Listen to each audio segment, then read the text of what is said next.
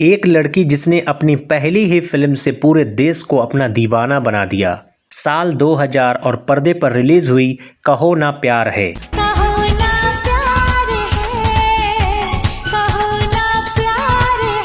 और उसी के साथ जन्म हुआ एक नई सनसनी का, सोनिया, जिसे दुनिया जानती है अमीषा पटेल के नाम से। ताजा ताजा कली खिली है, हम उसके दीवाने हैं। लेकिन सवाल ये है, जिस स्टार ने डेब्यू के साथ इतिहास रच दिया, अमीषा पटेल फॉर कहो ना प्यार है, जिसकी अगली ही फिल्म गदर एक प्रेम कथा में सकीना बनकर लोगों के दिलों में अमर हो गई, वो अचानक पर्दे से गायब कैसे हो गई?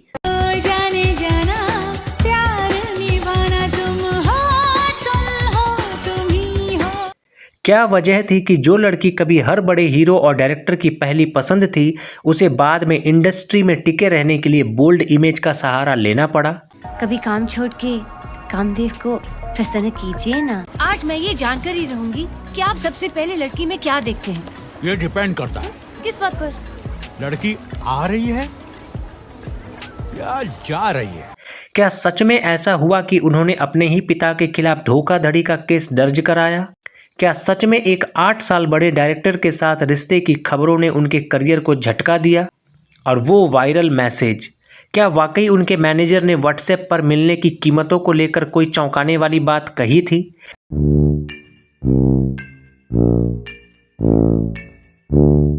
समझ रहे हो?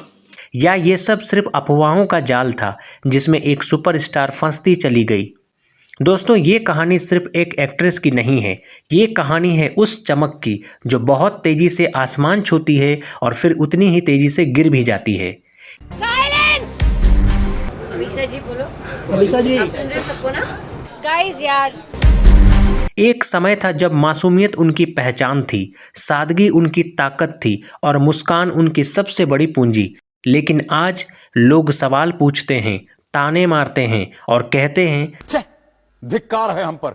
तो आखिर कहाँ चूक हुई? क्या गलत फैसलों ने उनके करियर की दिशा बदल दी या फिर इंडस्ट्री की बेरहम सच्चाई ने एक स्टार को तोड़ दिया? आज हम खोलेंगे हर परत, सफलता, प्यार, विवाद, परिवार, अफवाहें और वो सच्चाई जिसे शायद आपने आज तक इस नजरिए से नहीं सुना होगा। एक बात कहूँ तुमसे, तुम भी बहुत अच्छे माल हो। तो दिल थाम लीजिए, क्योंकि ये सफ़र आपको ले जाएगा सुपर स्टारडम की ऊंचाइयों से लेकर संघर्ष की गहराइयों तक। वीडियो को लाइक करना मत भूलिए, क्योंकि आगे जो आने वाला है वो आपको सोचने पर मजबूर कर देगा। चलिए शुरू करते हैं अमीषा पटेल की अनकही कहानी। मेरी तरह तुम भी कभी। 9 जून 1975 मुंबई का ब्रिज कैंडी हॉस्पिटल, यहीं जन्म हुआ उस लड़की का जिसे आगे चलकर पूरा देश सोनिया और सकीना के नाम से जानने वाला था, यानी अमीषा पटेल।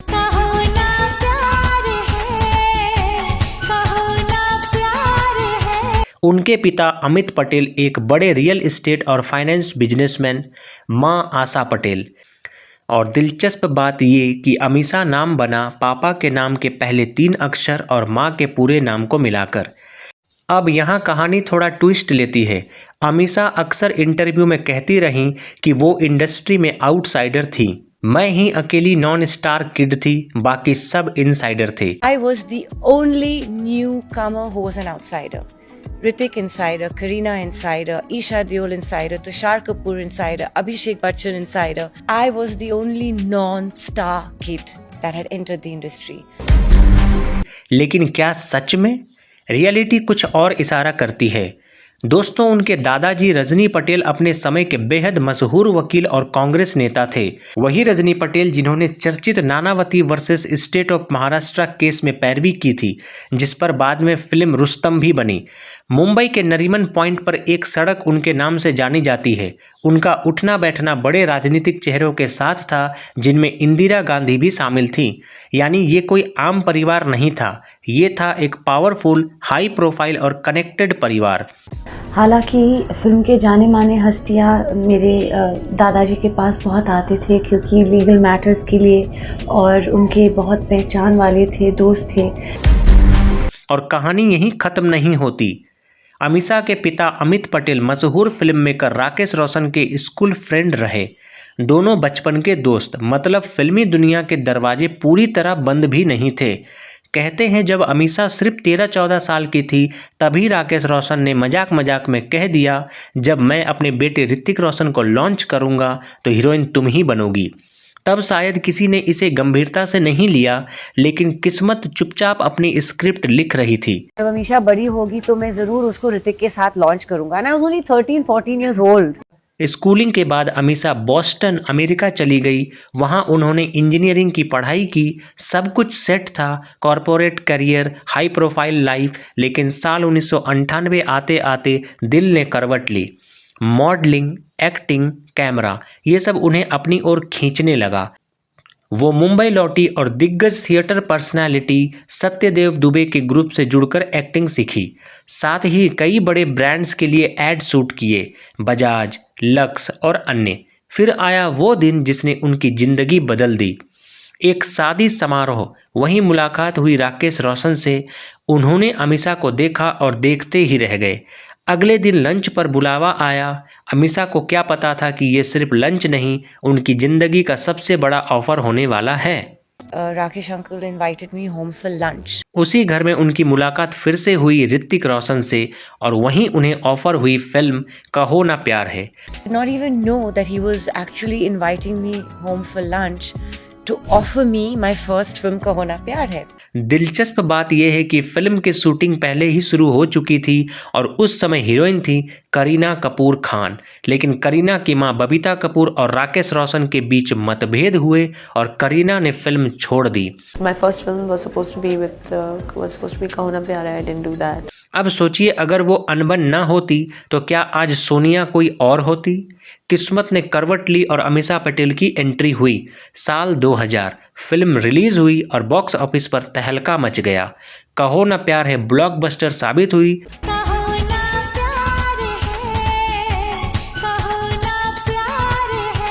अमीषा को बेस्ट फीमेल डेब्यू का अवार्ड मिला। ऋतिक रोशन रातों रात सुपरस्टार बन गए। अमीषा को बेस्ट फीमेल डेब्यू का अवार्ड मिला। ऋतिक रोशन रातों रात सुपरस्टार बन गए। फिल्म के गाने सुपरहिट। ताजा ताजा कली खिली है, हम उसके दीवाने हैं। स्क्रीन पर अमीषा की मासूमियत और खूबसूरती ने हर दिल जीत लिया और इस तरह एक इंजीनियरिंग स्टूडेंट एक थिएटर आर्टिस्ट बन गई बॉलीवुड की नई सनसनी। पहली ब्लॉकबस्टर के बाद लगा था कि अब ये सफ़र सिर्फ ऊंचाइयों की तरफ जाएगा, लेकिन कहानी अभी और बड़ी होने वाली थी। अमीषा पटेल ने साउथ की ओर कदम बढ़ाया और तेलुगु फिल्म बद्री में नजर आई। इस फिल्म के जरिए उन्होंने साउथ इंडस्ट्री में भी एंट्री कर ली। हिंदी सिनेमा में धूम मचाने के बाद अब वो पैन इंडिया चेहरा बन रही थी। फिर आया साल 2001 और रिलीज हुई वो फिल्म जिसने उन्हें हमेशा के लिए अमर कर दिया, गदर एक, जिसने गदर ना देखी हो। जब सनी देओल तारा सिंह बनकर गरजे, 2.5 किलो का हाथ, तो सिनेमा हॉल तालियों से गूंज उठा। बरसात से बचने की हैसियत नहीं और गोलीबारी की बात कर रहे हैं आप लोग। लेकिन इस गदर के बीच एक मासूम चेहरा भी था, सकीना, और उस किरदार में अमीषा पटेल ने जो मासूमियत दिखाई उसने दिल जीत लिए।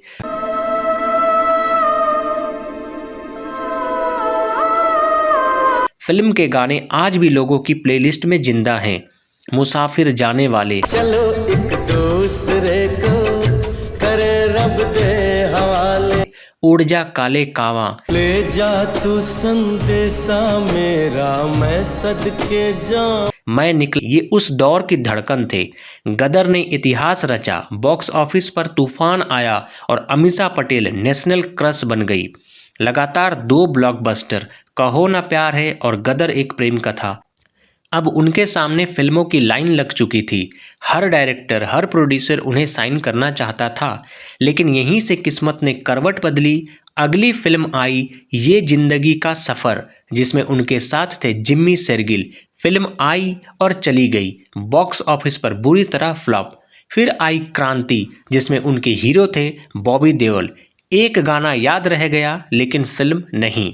दिल में दर्द सा जगा है, कांटा सा कहीं लगा है, मोहब्बत ये नहीं तो क्या। अब सवाल उठने लगे, क्या कहो ना प्यार है और गदर उनकी वजह से चली थी, या स्टारडम का पूरा श्रेय ऋतिक रोशन और सनी देओल को जाता है। फिर आई फिल्म क्या यही प्यार है, जिसमें उनके साथ थे आफताब सिद्दीकी। मेरी तरह तुम भी कभी। फिल्म बॉक्स ऑफिस पर खास कमाल नहीं कर पाई, लेकिन इसके गाने, खासकर मेरी तरह तुम भी कभी, आज भी एवरग्रीन है। मेरी तरह तुम भी कभी।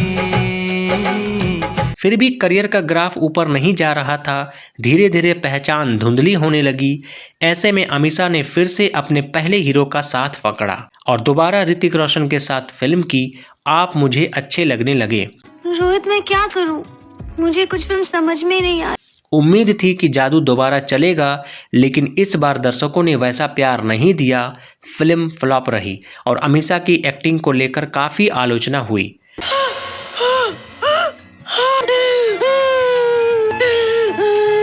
जहां कभी उनकी मासूमियत तारीफ बटोरती थी, अब वही ओवर एक्टिंग कहकर ट्रोल की जाने लगी। एक काम कर, 200 रुपए दे और 50 रुपए काट ओवर एक्टिंग। लगातार फ्लॉप्स, आलोचना और बढ़ता दबाव, ऐसा लग रहा था कि करियर की गाड़ी पटरी से उतर चुकी है। सवाल ये था, क्या 2 ब्लॉकबस्टर सिर्फ किस्मत थी या अब भी कहानी में कोई बड़ा मोड़ बाकी था? क्योंकि ठीक उसी समय जब सब कुछ डूबता हुआ नजर आ रहा था, उन्हें मिला एक ऐसा मौका जिसने उनकी डूबती नैया को तिनके का सहारा दिया। साल 2002 रिलीज हुई हमराज।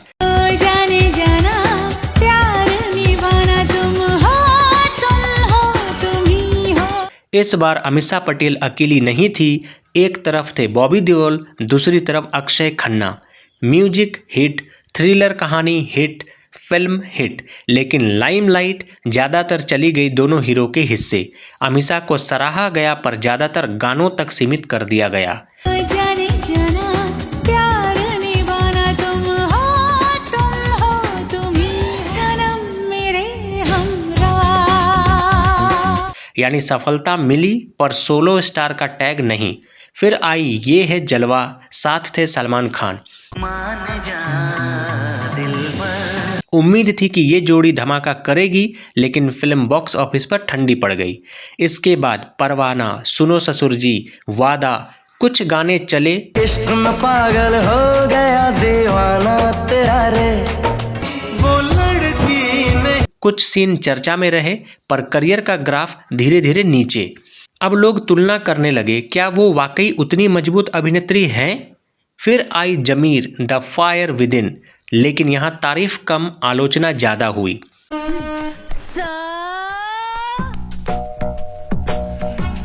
तू समझा? इसी बीच Mangal Pandey, the rising star में भी वो नज़र आई, जहां फिल्म की पूरी चर्चा आमिर खान के इर्द गिर्द रही। फिर मेरे जीवन साथी, जहां उनके साथ थी करिश्मा कपूर। स्क्रीन पर मुकाबला कड़ा था और दर्शकों ने तुलना भी की। फिर 2006 में आई हमको तुमसे प्यार है, फिर से साथ में बॉबी देओल और अर्जुन रामपाल। हमको तुमसे प्यार है। गाने हिट हुए, कहानी में इमोशन था। अमीषा ने एक अंधी लड़की का किरदार निभाया, लेकिन दर्शकों का दिल पूरी तरह नहीं जीता जा सका। फिर आई फिल्मों की एक लंबी कतार, तीसरी आंख, द हिडन कैमरा, तथास्तु, आपकी खातिर, भूल भुलैया, लेकिन इनमें से कोई भी फिल्म उन्हें उस मुकाम पर वापस नहीं ले जा पाई जहां वो 2000 और 2001 में थी। अब एक बड़ा बदलाव दिखने लगा। जहां पहले उनकी पहचान मासूमियत थी, अब स्क्रीन पर ग्लैमर बढ़ता जा रहा था। साल 2008 में आई थोड़ा प्यार थोड़ा मैजिक। इस फिल्म में उनका लुक पहले से ज़्यादा ग्लैमरस था। लोग चौंक गए, क्या ये वही सकीना है? चर्चा बढ़ी, नजरें ठहरी, पर क्या इससे करियर पटरी पर लौटा? पूरी तरह नहीं। इसके बाद चतुर सिंह 2 स्टार और फिर रेस 2 में स्पेशल अपीयरेंस। रेस 2 में उनका किरदार छोटा था और फिल्म की कमान थी अनिल कपूर समेत बड़ी स्टार कास्ट के हाथ। कभी काम छोड़ के कामदेव को प्रसन्न कीजिए ना। आज मैं ये जानकर ही रहूंगी कि आप सबसे पहले लड़की में क्या देखते हैं। ये डिपेंड करता है। किस बात पर? लड़की आ रही है या जा रही है। फिर आई शॉर्टकट रोमियो और भैया जी सुपरहिट। ओ आजा ना मुझको टच कर ले। लेकिन दर्शक अब बदल चुके थे, नई पीढ़ी के नए चेहरे आ चुके थे और फिर आया साल 2023, गदर 2, दोबारा तारा सिंह, दोबारा सकीना। सनी देओल अपने उसी अंदाज में दिखे। फिल्म ने बॉक्स ऑफिस पर कमाल किया, लेकिन इस बार कहानी थोड़ी अलग थी। कई दर्शकों को लगा कि अमीषा का किरदार सीमित था, उन्हें एक परिपक्व मां के रोल में दिखाया गया जो कहानी की मांग थी। बाद में खबरें आई कि किरदार को लेकर मतभेद भी हुए और यहीं से फिर वही सवाल उठता है, दो ऐतिहासिक ब्लॉकबस्टर से शुरुआत, नेशनल क्रश का टैग और फिर धीरे धीरे गिरता ग्राफ। क्या ये सिर्फ गलत फिल्मों का चुनाव था या बदलते दौर के साथ तालमेल ना बैठा पाने की कहानी, या फिर इंडस्ट्री की वो सच्चाई जहां चमक बहुत तेज होती है पर टिकती कम है। दोस्तों, सफलता, फ्लॉप और ग्लैमर के बाद आइए अब बात करते हैं अमीषा पटेल की पर्सनल लाइफ की, जहां असली तूफान शुरू हुआ। कई लोग मानते हैं कि उनके करियर का टर्निंग पॉइंट बना आप मुझे अच्छे लगने लगे। इस फिल्म के डायरेक्टर थे विक्रम भट्ट, जो अपनी इंटेंस और थ्रिलर फिल्मों के लिए जाने जाते थे। फिल्म के दौरान दोनों के करीब आने की खबरें सामने आई, मीडिया में रिलेशनशिप की चर्चाएं शुरू हो गई। उस समय विक्रम भट्ट पहले से शादीशुदा थे और यहीं से विवादों का सिलसिला तेज हो गया। रिपोर्ट्स में कहा गया कि दोनों शादी कर सकते हैं। कुछ जगहों पर यह भी लिखा गया कि इस रिश्ते की वजह से विक्रम की शादी प्रभावित हो रही है। इन खबरों ने अमीषा की इमेज पर असर डाला, फिल्म इंडस्ट्री में बातें फैलने लगी, काम पर भी असर पड़ा। इसी दौरान एक और बड़ा झटका लगा घर के भीतर से। अमीषा के फाइनेंस लंबे समय तक उनके पिता संभालते रहे। बाद में जब पैसों को लेकर विवाद हुआ तो मामला इतना बढ़ा कि उन्होंने अपने माता पिता के खिलाफ कानूनी कार्रवाई की। यह केस मीडिया की बड़ी हेडलाइन बना। एक बेटी का अपने ही माता पिता के खिलाफ कोर्ट जाना लोगों को हैरान कर गया। कानूनी लड़ाई लंबी चली, रिश्तों में कड़वाहट आई। उधर विक्रम भट्ट के साथ रिश्ता भी ज़्यादा समय नहीं चला, दोनों अलग हो गए। एक तरफ करियर गिर रहा था, दूसरी तरफ पर्सनल लाइफ विवादों में थी और तीसरी तरफ मीडिया की लगातार निगाहें। धीरे धीरे इंडस्ट्री बदल रही थी, नई हीरोइंस आ चुकी थी, स्क्रीन पर नई पीढ़ी छा रही थी। अमीषा ने खुद को प्रासंगिक बनाए रखने की कोशिश की। उन्होंने अपना प्रोडक्शन हाउस शुरू किया, Amisha Patel productions. Film announce हुई, देसी मैजिक। कहो ना, क्या? कहो ना प्यार है। क्यों? तो ऋतिक रोशन। ट्रेलर आया, चर्चा हुई, लेकिन फिल्म पूरी नहीं हो सकी। फाइनेंस और प्रोडक्शन से जुड़ी दिक्कतों की खबरें आई। एक को प्रोड्यूसर द्वारा कानूनी विवाद की भी बातें सामने आई। इसके बाद अमीषा सोशल मीडिया पर काफ़ी एक्टिव हो गई। उनकी तस्वीरें और वीडियो अक्सर चर्चा में रहने लगे। कुछ लोगों ने इसे आत्मविश्वास कहा, कुछ ने इसे इमेज बदलने की कोशिश और कुछ ने आलोचना भी की। फिर एक विवाद ने सुर्खियां बटोरी, उनके मैनेजर के नाम से वायरल हुए व्हाट्सएप मैसेज, जिनमें कथित तौर पर निजी मुलाकातों के लिए रकम की बात कही गई थी। हालांकि बाद में अमीषा की तरफ से ऐसे दावों को लेकर सफाई दी गई, लेकिन सोशल मीडिया के दौर में एक बार जो बात फैल जाए वो इमेज पर असर जरूर डालती है। आज अमीषा सिंगल हैं, करियर उतार चढ़ाव से भरा रहा, पर्सनल लाइफ विवादों में रही, लेकिन एक सच ये भी है, हर स्टार का एक दौर होता है, हर चमक अस्थाई नहीं होती।